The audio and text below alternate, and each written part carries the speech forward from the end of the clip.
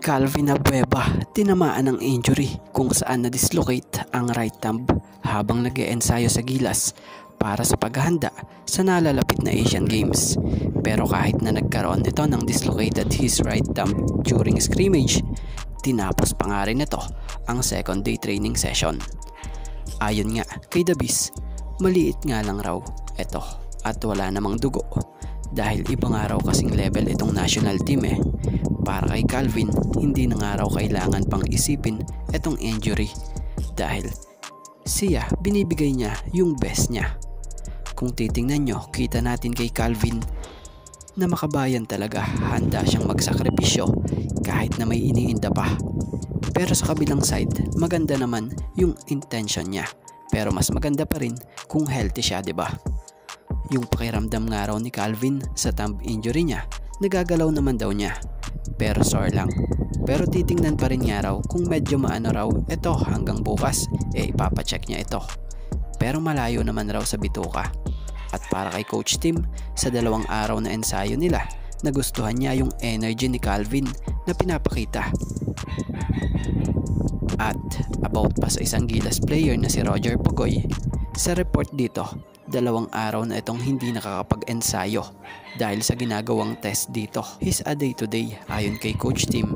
I hope we can get him tomorrow. We'll see. We're seeking doctor's permission. It's not an injury. It's a medical issue. And as soon as he's over it, he'll join us practice. Yun nga, si Roger Pugoy malinaw na walang injury, kaya lang may health issue.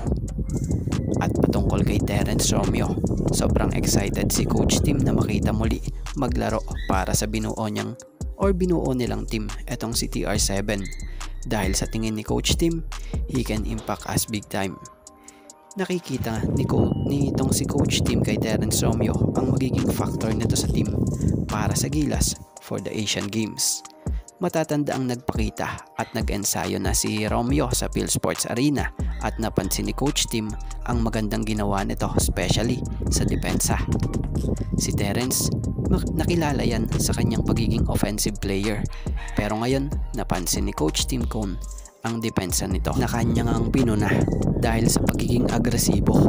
Inaasahan ni Coach Tim na maganda ang impact sa team ng ginagawa nito as top guard ng Gilas. Si Coach Tim, matatanda ang nakilala yan sa coach na mahilig palakasin at pa-improvein ang team sa depensa, gaya nung panahong nasa Alaska pa siya. Diyan siya nakilala sa pagpapalakas ng depensa sa player. Kaya naman, yung Romeo, di mo na poproblemahin sa opensa. At ngayon, may bagong armas na rin siya sa pinahasal na depensa. Ayun nga mga ka-greatest, sa pinapakita ni Terence ngayon, gamit ang sistema ni Coach Tim, pasado ito at natuwa pa sa kanya si Coach Tim Cone dahil sa hustle game niya na pinapakita kahit nasa ensayo pa lang. Bago ang lahat mga ka-greatest, lilinawin lang natin lahat ng basketball update natin dito, lahat totoo at hindi puro rumors. Kaya naman, pakisuportahan nyo naman po ang ating YouTube channel na ito na Greatest Fireball TV. Please don't forget to like, comment, and share and subscribe para lagi kayong ma-update sa mga susunod pa nating legit basketball update.